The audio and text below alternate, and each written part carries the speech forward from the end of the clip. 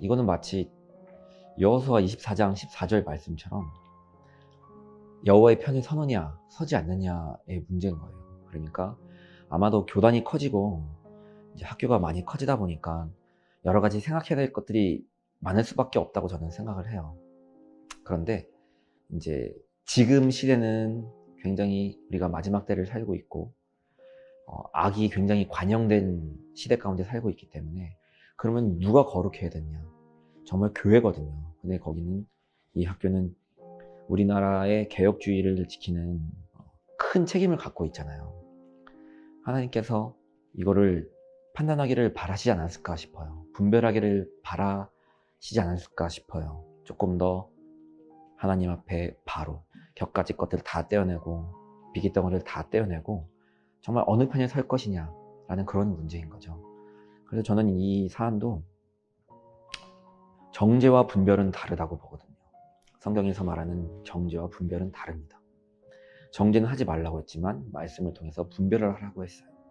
분별을 하게 되면은 이 사안이 지금 어느 방향, 어느 편을 택하는 것이 옳은지, 어느 편을 택하는 것이 세상 사람들이 교회를 보기에 덕이 되는지 분명히 분별할 수 있을 거라고 저는 생각을 합니다. 그래서 안타까운 거고요. 인간적으로는 그 문제제기 방식이나 또 안에서 그 여전히 신앙의 본질을 지키고 있는 분들 가운데 마음은 충분히 이해를 하고 있습니다. 다만 이 결정하는 결정권자들이 결국에는 이걸 이끌고 가기 때문에 이 결정권자 되시는 그 리더분들에 대한 어떤 아쉬움이 사실 있는 거죠. 저는 그래서 총신에게도 동일한 시선으로 보고 있고, 한국교회를 이해할 때도 이번 일련의 사태에 대해서 단순히 총신의 작은 사건들이 아니고 이 한국교회의 신앙의 본질을 지켜가는 전체 교회의 어떤 문제라고 보게 되면 이 사안이 조금 더 구체적으로 보일 거라고 저는 알고 있습니다. 당연히 사실을 깊이 알고 있는 저로서는 그렇게 보여지더라고요.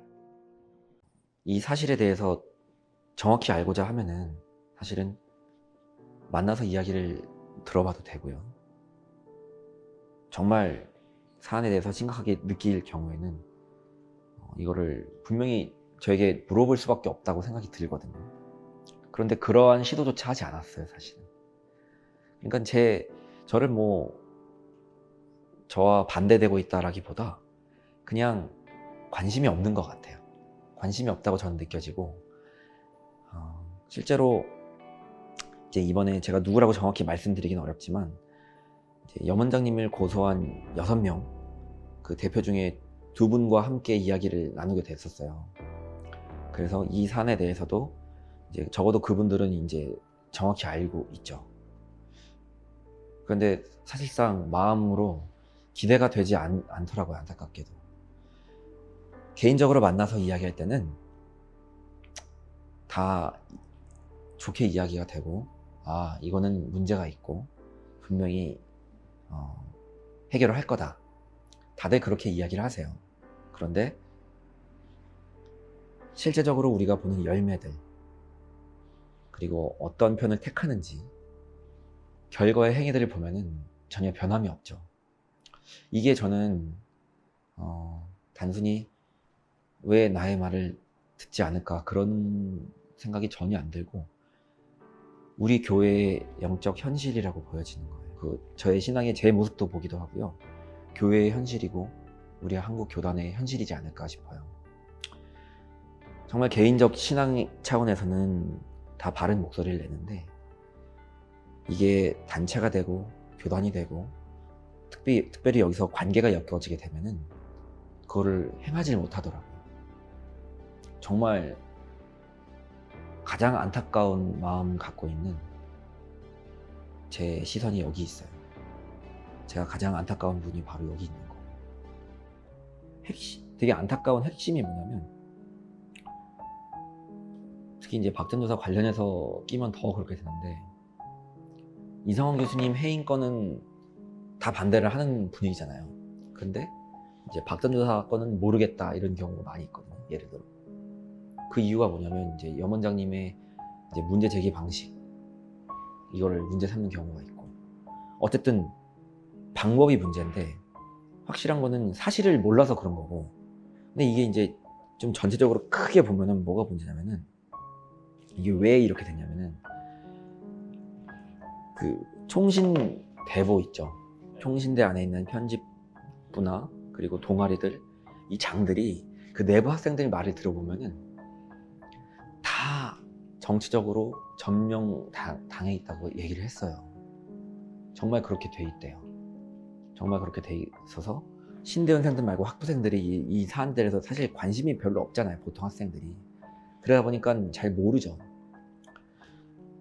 그러니까 이게 소수의 학생들이 목소리를 내는 총신대 안에 있는 숨어있는 성소수자의 목소리다 라는 게 문제가 아니고, 그 소수자들이 대표하는 목소리를 내고 있는 자리에 다 있다라는 게 문제인 거죠.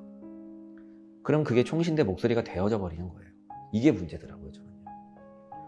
그래서 많은 사람들이, 또 최근에 어떤 그 유튜버도 총장이나 중요한 위치의 사람들이 적극적인 어떤 실제적인 가이드라인을 제시했으면 좋겠다, 그런 활동을 했으면 좋겠다, 또는 해당 사역자에 대해서 문제가 있으면 치리를 정확히 했으면 좋겠다, 또는 숨어있는 깡총깡총 동아리에 대해서 밝혀냈으면 좋겠다, 이런 거를 요구하는데, 앞서 말씀드린 것처럼 그 소수를 대변하는 그 사람들이, 그 학생들이 중요한 요직에, 또는 그 직원들이 중요한 요직에 있기 때문에 결국에는 그 학교를 움직이는 목소리와 결정권자들은 그들이라는 거죠.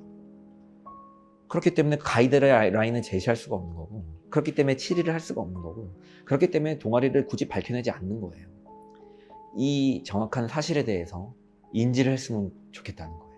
이 총신대 사건에 대해서 이제 동의하시는 분뿐만 아니라 비판적으로 좀 보시는 분들도, 왜 건강한 학교인데, 건강한 교회인데, 건강한 교단인데 목소리를 내지 않냐, 충분히 목소리를 내고 있다, 외부에서 공격하지 말라, 이렇게 보지 마시고, 동일하게 하나님 앞에 신앙의 양심을 가지고, 하나님께서 우리에게, 사람에게 주신 가장 고귀한 선물인 이 양심을 가지고 바라볼 때, 외부에서 보든 내부에서 보든 동일하게 움직일 수가 있는데, 동일하게 움직이지 않는 이유가 바로 이제 주요 요직과 주요 요직에 있는 그 학생들이 그 소수자의 대표로서, 아니 모두의 대표로서 있기 때문에 그러한 일이 일어나지 않는 거죠. 그래서 우리가 총신대 앞에서 예배를 하는 거고, 또 교회의 회개의 부흥의 불길들을 일으키자라고 이 기도를 통해서, 또 예배를 통해서 선포를 하고 있는 겁니다.